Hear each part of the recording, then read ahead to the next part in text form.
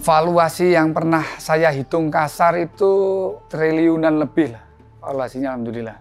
Sampai detik ini bisa dicek di rekening, tidak pernah rekening saya itu di atas 1 miliar. Kemarin ada yang tanya, punya McLaren? Enggak punya.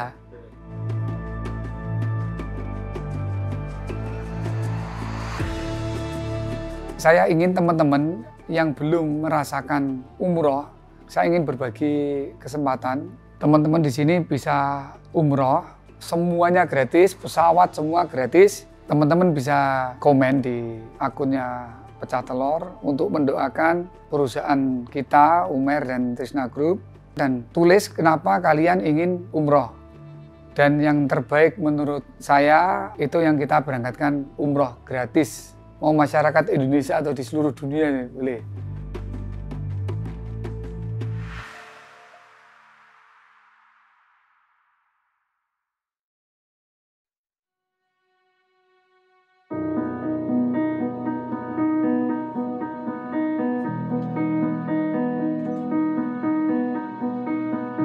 Bismillah, Assalamualaikum warahmatullahi wabarakatuh. Nama saya Egi Adityawan, saya tinggal di Kediri, saya asli Kediri. Alhamdulillah sekarang saya membawai 60 PT dan 30-an brand. Jadi keluarga orang tua itu wira swasta zaman dulu namanya. Dan alhamdulillah menular ke saya. Dan didikan orang tua waktu SD itu, waktu liburan itu saya sudah kerja, diminta kerja oleh orang tua tapi dikasih tambahan fee. Jadi waktu liburan kita pabrik pupuk awalnya dulu, kita nempelin stiker di botol, alhamdulillah dari situ dapat fee 1. Yang kedua dari SD pun, kalau kita dapat waktu hari raya itu kan ada tante, om, pak D, bude ngasih, kita sudah diajari invest. Uangmu ini beli ayam aja, nanti yang ngelola dulu bude, dari ayam ini nanti bisa nambah dan seterusnya. Alhamdulillah. Mas, dulu kan ada background dari Bupati. Mas Egi nggak ke arah sana? Belum. Jadi kemarin itu saya waktu lulus kuliah, saya diamanai sekitar 3 bulan PT lah untuk menggantikan orang tua. Setelah itu bertumbuh dan orang tua itu yang bikin mungkin beda dengan yang lain. Orang tua ini mentargetkan itu bukan keuntungan, tapi mentargetkan itu setahun kamu bisa nambah berapa PT. Setahun kamu bisa nambah usaha apa aja, yang alhamdulillah akhirnya saya fokusnya ke nambah usaha itu yang akhirnya sekarang 60 PT tersebut. Dari situ ternyata saya di titik mengelola perusahaan sedemikian banyak itu benar-benar sangat berat menurut saya. Ini tantangan yang luar biasa lah menurut saya pribadi. Terus Bapak ternyata minta saya maju Bupati. Setelah saya pertimbangkan, saya ada satu syarat. Nggak apa-apa maju, asalkan saya tidak mengelola perusahaan sebanyak ini. Saya mending fokus ke pelayanan masyarakat lah. Ya akhirnya yang sekarang ini, alhamdulillah Allah memberikan jalan terbaik yang seperti ini.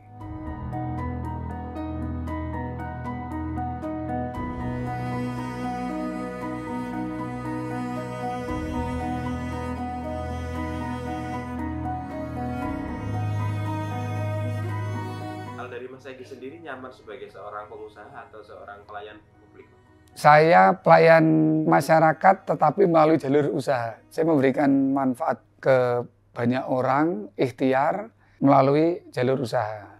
Kalau boleh flashback, waktu SMA itu saya ada privilege, orang tua itu jualan susu, salah satu susu pasteurisasi lah. Karena orang tua punya, saya dibolehkan menjadi agen. Setiap subuh nyiapin produk tersebut, ngambil dari kulkas, dimasukin ke coolbox, saya antar ke SMA dan itu menurut saya tambahan uang jajan yang luar biasa karena dulu uang jajannya tiap bulan 60.000 pada saat itu. Qadarullah, saya nggak bisa ngelanjutin jualan itu karena perusahaannya si susu ini tutup, otomatis saya menjadi agen juga tutup. Terus qadarullah di tahun ketiga saya pindah jurusan. Sejak pindah jurusan itu saya malu untuk kuliah kalau dibayar, ini kan salah-salah saya sendiri. Saya pindah jurusan dari IT ke sistem informasi. Akhirnya alhamdulillah saya membiayai kuliah full sendiri. Itu jualan apa? Jualan distro, mungkin teman-teman Kediri tahu lah. Terus yang kedua pernah jualan pulsa, baju polos, sepatu, dan lain sebagainya yang akhirnya pada saat saya lulus pengalamannya udah ada. Jadi seperti itulah. Uniknya kalau di orang tua kami, pendidikan itu bukan fokus utamanya. Kamu berpendidikan boleh, tapi pengalamanmu jangan lupa terus diasah, ditambah agar intuisinya juga terus terasa. Jadi pada saat saya kuliah pun, saya diminta membangun stasiun pengisian dan pengangkutan bulk LPG. Jadi sambil kuliah, sambil bangun SPPBE. Saya berusaha sebaik-baiknya, kalau urusan kuliahnya molor ya qadarullah lah. Tapi saya nggak mau alasan itu, ya sudah saya tetap SPB, alhamdulillah sekarang udah jalan juga. Kuliah juga alhamdulillah lulus ditolong Allah. Mas, waktu lulus kuliah diamanahi 30 PT ya? Ya, 30-an. Bagaimana itu prosesnya? Mungkin ya, menurut saya pribadi ya, mungkin pada saat kuliah itu kan juga sambil kerja, juga diamanai orang tua untuk membangun usaha. Mungkin kelihatannya mampu, akhirnya saya lulus kuliah langsung menggantikan orang tua pada saat itu.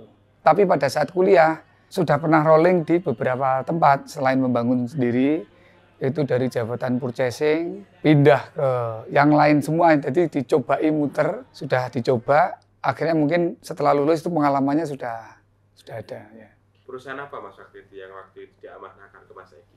Ada kita mitra Pertamina yaitu SPBU, SPBE, ada pupuk juga, ada agen LPG sama BPT namanya, Bengkel Pemeliharaan Tabung LPG. Pada saat itu saya sudah sangat siap sih menurut saya. Oke, alhamdulillah langsung merubah budaya yang sebelumnya antara satu PT ke PT lain mungkin kurang harmonis, dibawa kepemimpinan saya alhamdulillah jauh lebih baik dan ada program-program baru yang menurut saya itu sesuai dengan visi generasi pertama. Sedang apa kita di sini? Ya. Jangan diingat-ingat dulu ya. Kita di sini. Sedang apa kita di sini? Jadi pada saat saya menjabat, ada program-program, kan orang tua itu selalu menekankan bekerja karena Allah. Sudah statementnya seperti itu. Lah untuk mendelivery ini ke sebuah perusahaan itu seperti apa? Akhirnya sampai detik ini ada namanya ambulan gratis. Alhamdulillah banyak tetangga dan teman-teman juga terbantu. Ada program keramik masjid, itu yang sebelumnya sudah jalan memang. Tapi sejak saat saya masuk, alhamdulillah jauh lebih berkembang.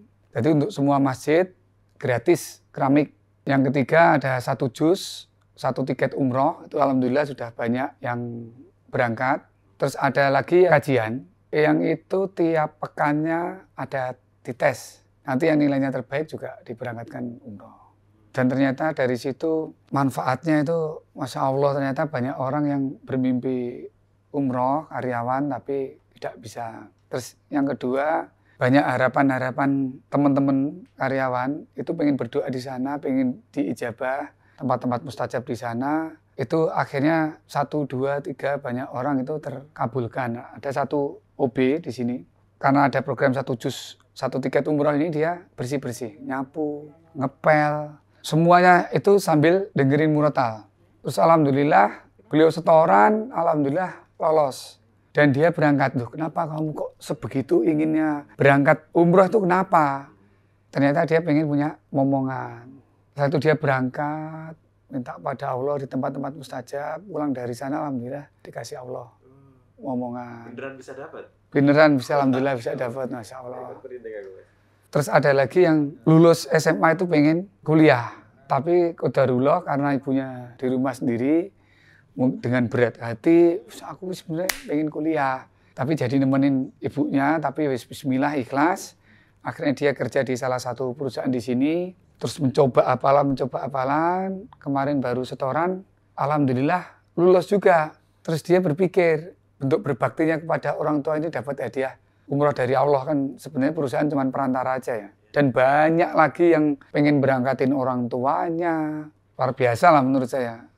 Pengusaha zaman dulu itu yakin bahwa kalau sudah minta tolong Allah, sudah berusaha, insya Allah Allah ngasih jalan. Sesimpel itu kelihatannya. Jadi selama kamu serius untuk mengerjakan tugas atau membangun perusahaan, selama kamu serius, harusnya ini berjalan. Mungkin sesimpel itu. Jadi mau nambah 3, 4, 5, sampai di titik 60 sekarang, ya insya Allah jalan gitu loh. Tapi kan dari sisi saya, kalau diurusi semua kan berat. Akhirnya yaitu saya ada ide membuka hotel, minimart, atau seperti SPBU, SPBI itu kan bisa dibilang SOP-nya sudah dibantu oleh Pertamina dan kita tinggal menjalankannya, berikhtiar melayani masyarakat dengan cara yang terbaik gitu aja sih.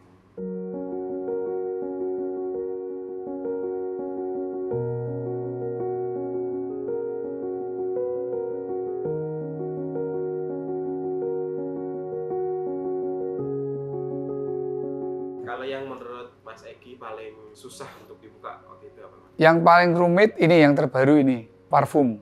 Karena di situ ada membangun produk branding, corporate branding, itu di saat bersamaan. Contoh, misalkan kita bangun Wave Hotel. Ini juga salah satu Wave Hotel terbesar di Indonesia, mungkin teman-teman bisa mampir. Itu kita memang ruwet waktu bangun SPBU, waktu bangun hotel, ruwet perizinannya, pembangunannya, berurusan dengan konsultan, kontraktor, perizinan, dan lain-lain sebagainya. Tapi pada saat hari H buka, misalkan contoh SPBU yang dekat sini, malam besok dibuka. Oke, bismillah, semoga Allah tolong. Buka jam 5, setengah 5 lebih itu sudah ngantri panjang. Kita tidak perlu mendatangkan customer. Tapi kalau produk, misalkan contoh parfum, ayo kita bikin pabrik, kita kebetulan pabrik sendiri parfumnya. Sudah bikin produk, terus mana bisa seperti SPBU tadi ataupun hotel yang harapannya berjalan dengan sendiri, ya nggak bisa. Itu membutuhkan produk branding, corporate branding yang memang benar-benar harus diurusi. Satu, kenapa saya kok memilih parfum? Karena dari hasil riset, parfum ini yang masih bisa bertahan puluhan tahun ke depan. Yang kedua, saya datang ke sebuah mall, salah satu brand yang ini, brand parfumnya ini dipakai oleh Presiden kita Pak Soekarno dulu. Duh, kok dari Pak Karno? Berarti ini perusahaan udah lama kan? Saya cek, ternyata perusahaan ini udah 200 tahun. Berarti kan ini perusahaan yang jangka panjang, sedangkan perusahaan aja yang bisa bertahan 10 tahun aja udah bagus gitu maksudnya. Terus saya datang, saya coba duduk 1 jam di sana, transaksinya 35 juta. Padahal harga parfumnya 8 juta, 15 juta. Oh, berarti ini selama kualitas terjaga, insya Allah kita jual parfum ini harusnya bisa laku. Terus yang lebih terpenting lagi, Rasulullah itu teladan yang paling baik.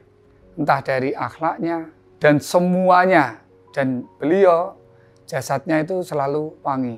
Jadi parfum itu menurut Islam tidak sekedar kebutuhan atau budaya, tapi sebuah tuntunan dari Nabi Muhammad SAW.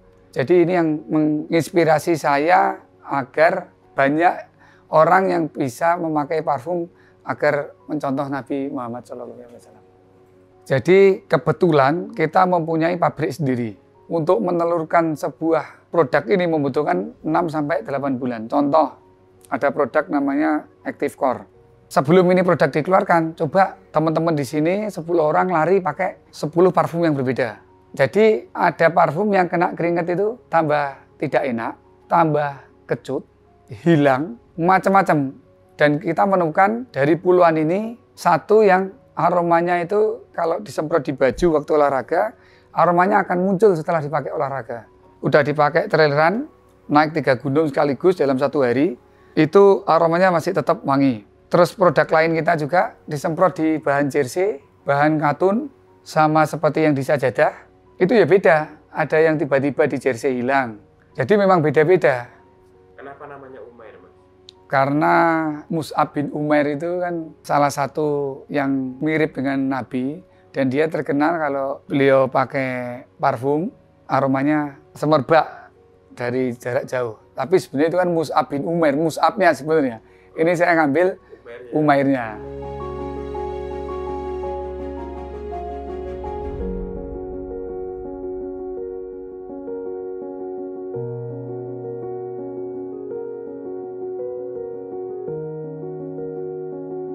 60 perusahaan itu berapa Mas putarannya itu, Mas? Valuasi yang pernah saya hitung kasar itu triliunan lebih lah. Valuasinya alhamdulillah. Tapi kalau teman-teman kan, wah itu ya banyak alhamdulillah.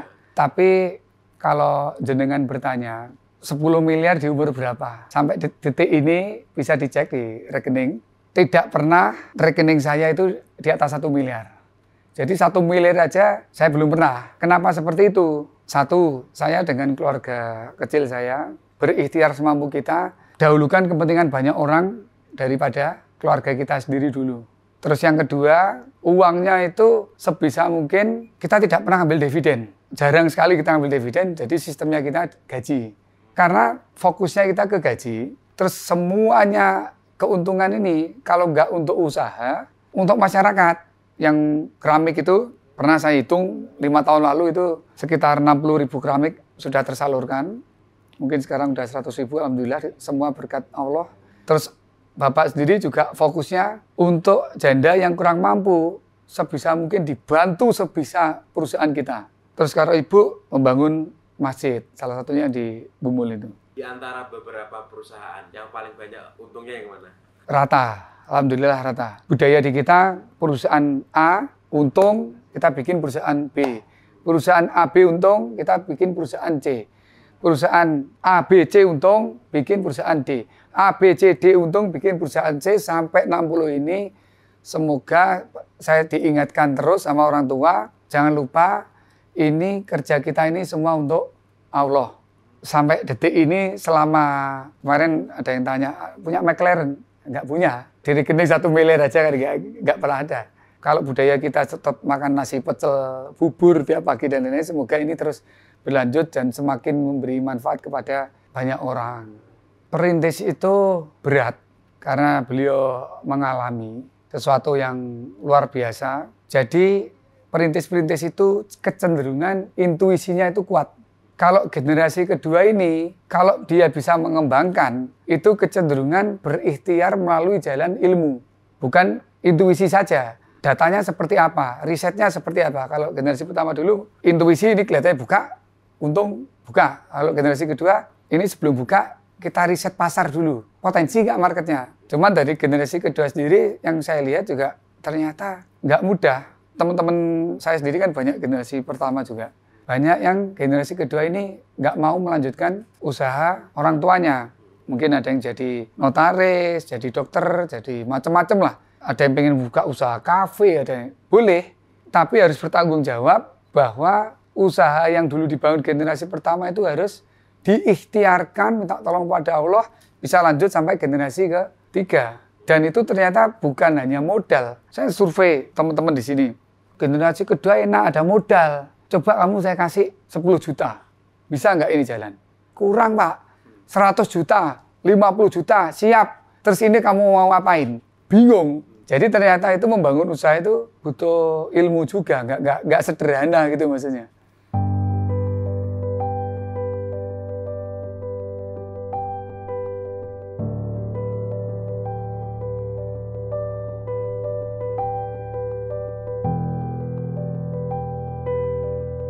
Jadi generasi pertama itu selalu memesankan bekerja karena Allah.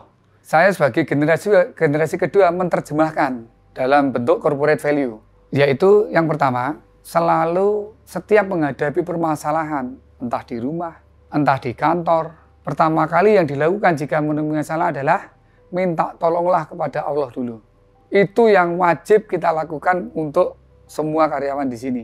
Begitu juga dengan saya dan keluarga. Selalu berikhtiar, setiap menemui masalah, minta tolong kepada Allah dulu. Terus yang kedua, berilmu dulu sebelum beramal. Banyak orang niatnya udah bener, saya pengen usaha, saya pengen sukses, niatnya udah bener. Tapi kalau tanpa ilmu, ternyata juga hancur. Tanpa pertolongan Allah, kita dikasih ilmu juga hancur juga. Yang ketiga, teman-teman harus mempunyai mental pemenang. Harus optimis, tahan banting, tidak pernah mudah menyerah. Corporate value yang keempat, jauhi mental pecundang. Saran saya, cari circle yang memang mendukung kamu mempunyai mental pemenang. Karena kalau enggak, bikin usaha, bangkrut, nggak laku. Kan jadi mentalnya jadi pesimis, tidak berani mengambil resiko. Saya pernah tahu dulu ada statement itu, kalau kamu mempunyai 10 orang teman, 10 orang sukses, kamu jadi orang yang ke-11. Simpelnya seperti itu. Kalau kamu mempunyai circle pandai besi, kamu akan terkena sangitnya. Kalau kamu penjual parfum, kamu akan minimal terkena aroma wanginya. Corporate perusahaan tadi yang saya bikin, itu sebenarnya value keluarga kami.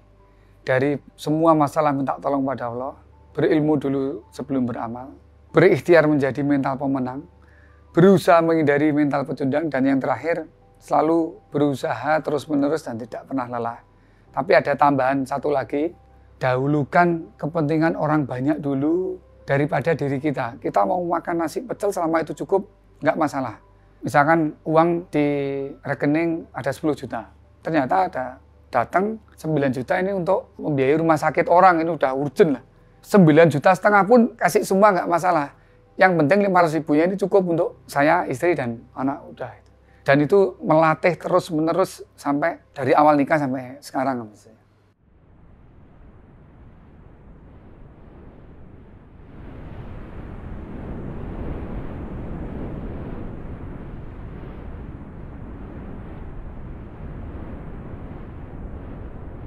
Sampai detik ini Allah ngasih saya, setiap masalah itu saya nikmati gitu. Saya sempat tanya, ini saya sakit atau gimana ya, kok semua keadaan itu saya bersyukur gitu loh. Sampai di titik saya tanya Ustadz, anak saya meninggal tahun lalu itu, udah lahir tapi nggak bernafas, terus diusahakan ternyata masih bisa, ternyata aku tahu 1 pekan meninggal. Tapi saya bermindset, alhamdulillah, ini insya Allah yang terbaik. Saya jadi nggak pernah meratapi sebuah kejadian yang musibah besar gitu ya, alhamdulillah ini yang terbaik, takdir sudah ditulis 50.000 tahun sebelum alam semesta diciptakan, ya sudah maksudnya. Dan istri alhamdulillah juga dikasih hidayah seperti itu, saya dikasih hidayah seperti itu, dan saya tanya Ustadz ternyata nggak apa-apa, itu bagus gitu. Oh ya sudah, alhamdulillah, semoga ini memang benar-benar bagus, bukan saya yang kenapa gini, ini kok masih dengan keadaan kemarin. Kan tiap orang itu sebenarnya punya masalah ya, entah ada anak yang meninggal, entah ada yang support sistemnya keluarga itu nggak jalan, entah kadang bertengkar sama anak, entah punya utang segunung. Kalau saya melihatnya dari situ, saya ada teman utang 2 miliar, 3 miliar. Terus ada workshop, salah satu workshop. Pulang dari sana ternyata ya happy, alhamdulillah. Loh, kenapa? Ternyata ada utang yang 10 miliar, 20 miliar, 50 miliar. Dan sudah terbukti yang puluhan miliar tadi juga beres gitu maksudnya. Hal yang paling membahagiakan sampai detik ini, orang tua saya masih hidup. Dan orang tua selalu mendoakan saya setiap hari. Terus keluarga, anak istri juga support sistemnya bagus, selalu mendoakan. Terutama kedua orang tua saya masih hidup, dan saya akan berusaha memberikan yang terbaik untuk kedua orang tua saya. Setelah ikut kajian, ternyata orang tua itu peran yang sangat penting di agama kita. Sejak saat itu dengerin kajian Uwais Al-Qarni, meskipun itu bukan sahabat, bisa menggendong ibunya ribuan kilometer. Bentuk berbaktinya itu sebegitu besar, saya nggak ada apa-apanya, makanya saya terus berikhtiar bagaimana caranya agar bisa menyenangkan dengan kapasitas saya. Saat ini karyawan yang dinaungi holding berapa, Mas? Ada 1000-an lebih. Dari 1000 lebih itu yang pernah mendapatkan umroh dari perusahaan berapa orang, Mas? Banyak puluhan, karena ada yang satu double. Ini ada yang kemarin setor 4 juz, nggak mau berangkat dulu. Ya, mungkin nunggu ibu sama istrinya biar bisa ikut. Berarti dia setor 1 juz hafalan langsung gratis umroh, Mas? Langsung gratis umroh. Dan berlaku kelipatannya 1 juz, 1 tiket umroh, tiket kedua 2 juz, tiket ketiga 3 juz. Labbaik Allahumma labbaik, labbaik la syarika laka labbaik, innal hamda wan ni'mata laka wal mulk la syarika. Jadi saya ingin teman-teman yang belum merasakan umroh, dahsyatnya berdoa di tempat mustajabah dan pahala yang semoga Allah terima, saya ingin berbagi kesempatan dengan Umair juga. Teman-teman di sini bisa umroh gratis, dari penginapan, makanan, akomodasi, semuanya gratis, pesawat semua gratis. Teman-teman bisa komen di akunnya Pecah Telur untuk mendoakan Pecah Telur dan perusahaan kita, Umair dan Trisna Group. Silakan doakan dan tulis kenapa kalian ingin umroh. Dan yang terbaik menurut saya atau kita, tim kami, itu yang kita berangkatkan umroh gratis, free untuk semua, mau masyarakat Indonesia atau di seluruh dunia boleh. Periodenya 1 bulan sejak diposting ini, silakan komen, silakan mendoakan. Nanti yang terbaik menurut kami, yang paling menyentuh, itu yang akan kita berangkatkan umroh. Kalau ternyata yang kepilih perempuan kan harus berangkat dengan mahram ya. Saya berangkatkan pribadi, tambah untuk mahramnya, free juga. Berarti 2, Mas? 2.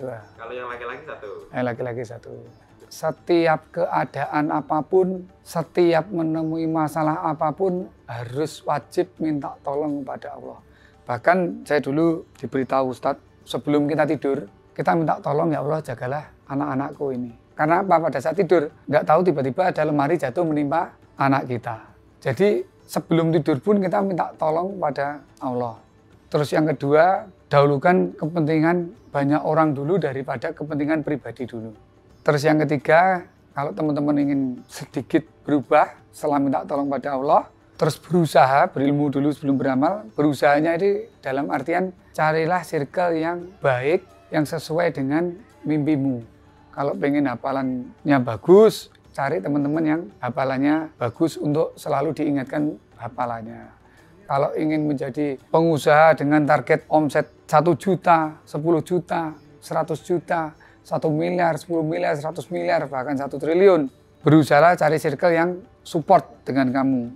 Itu salah satu mindsetnya kalian akan terbentuk. Kalau circle-nya itu optimis, kamu akan optimis. Kalau circle-mu pesimis, kamu akan pesimis. Saya Egy Adityawan dari Trisna Group. Assalamualaikum warahmatullahi wabarakatuh. Waalaikumsalam.